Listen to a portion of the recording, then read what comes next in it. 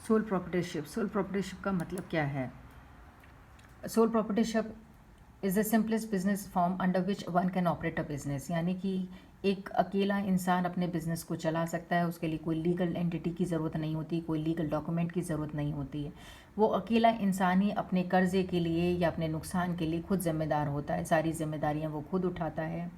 वो चाहे तो अपने बिजनेस का किसी भी तरीके का कोई भी अट्रैक्टिव सा नेम भी दे सकता है। इसके एडवांटेजेस क्या हैं? सबसे पहली चीज़ तो सोल प्रोप्राइटरशिप में ये बहुत आसानी से शुरू की जा सकती है अपनी सोच के साथ।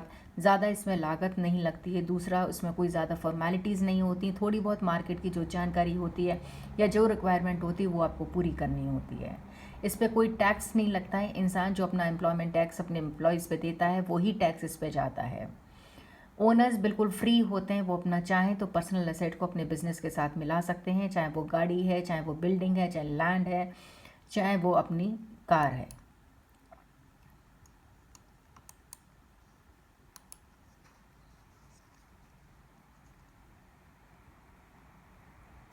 डिसएडवांटेजेस क्या है कि डिसएडवांटेज सबसे पहले ओनर्स के साथ कि जो नुकसान होता है या नफ़ा होता है उसके लिए वो खुद जिम्मेदार होते हैं।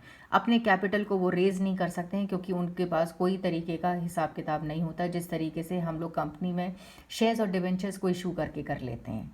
अगर किसी की डेथ हो जाती है तो वो सोल प्रोप्राइटरशिप की वैल्यू भी चली जाती है क्योंकि उससे कोई उसको मुनाफा नहीं मिल पाता या कोई उसके पीछे नहीं होता जो उसकी वैल्यू को रिटेन कर सके। पार्टनरशिप, दो या दो से ज़्यादा लोग अगर रिटन डॉक्यूमेंट साइन करते हैं, कोई अग्रीमेंट साइन करते हैं, रिस्पॉन्सिबिलिटी लेते हैं बिजनेस चलाने की, तो उसको हम पार्टनरशिप कहते हैं।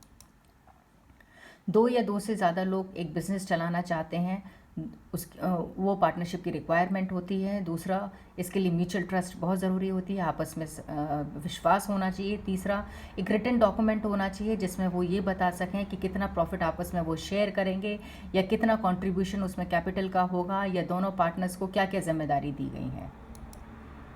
पार्टनरशिप डीड में सबसे ज़्यादा रिक्वायरमेंट होती है म्यूचुअल राइट्स की, ड्यूटीज़, लाइबिलिटीज़ और मैनेजमेंट ऑफ अफेयर्स। किसको क्या काम करना है, उनकी क्या जिम्मेदारी है, उनकी क्या ड्यूटीज़ हैं, कल को नुकसान होता है तो वो कितना आपस में शेयर करेंगे। ये सब पार्टनरशिप डीड में एक लीगल डॉक्यूमेंट होता है जिसमें ये सारी चीज़ें लिखी हुई होती हैं। दो या दो से ज़्यादा लोग एक लीगल डॉक्यूमेंट को साइन करके जिसमें बिजनेस चलाना चाहते हैं, नफ़ा नुकसान भी बराबर का शेयर करते हैं, उसको हम पार्टनरशिप कहते हैं। एग्जाम्पल पार्टनरशिप के यही हैं हिंदुस्तान पेट्रोलियम, मारुति सुजुकी। ने सुजुकी के साथ कोलैबोरेशन कर रखा है इसलिए वो पार्टनरशिप में है, और उसी तरीके से हिंदुस्तान पेट्रोलियम जो है वो भी पार्टनरशिप में है। बहुत सी चीज़ें पार्टनरशिप में ऐसी होती हैं जो बराबर की शेयर करनी पड़ती हैं। जैसे नुकसान है तो वो आपको आपस में शेयर करना पड़ेगा, और अगर मुनाफा होता है वो भी आपस में शेयर करना पड़ेगा। जिम्मेदारियां भी होती हैं तो वो भी बराबर की शेयर करनी पड़ती हैं। और सबसे बड़ी बात है कि विश्वास बहुत ज़रूरी होता है पार्टनरशिप में। आपको एक दूसरे पर विश्वास करना पड़ेगा तभी पार्टनरशिप चल पाती है। बिना विश्वास के पार्टनरशिप नहीं चल सकती है। पार्टनरशिप में नए नए क्रिएटिव आइडियाज़ भी होते हैं, आप लोगों को एम्प्लॉयमेंट की अपॉर्चुनिटीज़ भी देते हैं। पार्टनरशिप से रोज़गार भी बढ़ता है, और पार्टनरशिप से एक तरीके से हम जो कंट्री है उसकी इकोनॉमिक जो जीडीपी है उसको भी रेज़ करने में मदद करते हैं, क्योंकि पार्टनरशिप से बहुत ज़्यादा रेवेन्यू कलेक्ट होता है, बहुत ज़्यादा पैसा कमाया जा सकता है पार्टनरशिप के ज़रिए, जो एक सिंगल सोल पार्टनरशिप में नहीं कमाया जाता, क्योंकि वहाँ पे पूंजी अपनी लिमिटेड होती है और पार्टनरशिप में दो लोगों की पूंजी का निवेश हो रहा होता है, इसलिए पार्टनरशिप में ज़्यादा सक्सेसफुल होती है।